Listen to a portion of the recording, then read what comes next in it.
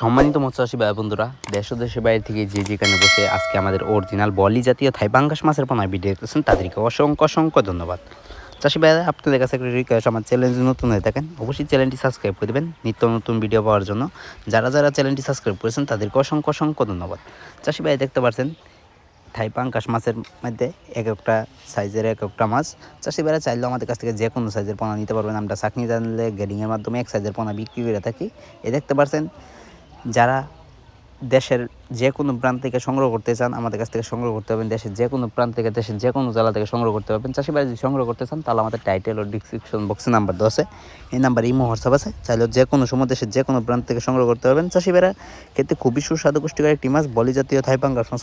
এটা আমরা সবাই জানি, এক যদি বাজারে জানে দেখতে পারবেন বলি জাতীয় থাই পাঙ্গাস মাছের বেছে কিনার আনন্দময় দৃশ্য। এর কারণ হচ্ছে 20-30% পুষ্টিকর রয়েছে।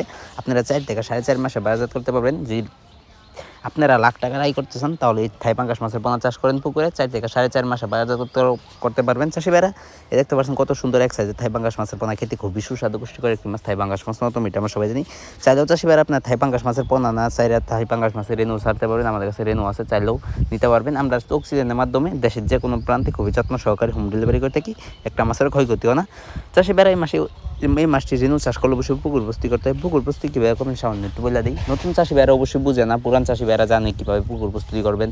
চাষি ভাইরা, নতুন চাষি ভাইয়ের জন্য বলে দিই, সামান্য একটু বলে দিই। চারিদিকে ময়লা আবর্জনা থেকে সাফ করে নেবেন, পাতা বন থেকে সাফ করে নেবেন, চারিদিকে গাছপালা থেকে সাফ করে নেবেন, চারিদিকে চুন সার মারবেন, চারিদিকে মাটি কাটাতে হয় মাটি কাটিয়ে নেবেন। এরপর যদি না বুঝেন তাহলে আমাদের টাইটেল ও ডিসক্রিপশন বক্সে নাম্বার দেওয়া আছে, নাম্বার সংগ্রহ করে আমাদের কাছ থেকে সকল মাছের পরামর্শ, চাষ পদ্ধতি সব কিছু জেনে নেবেন।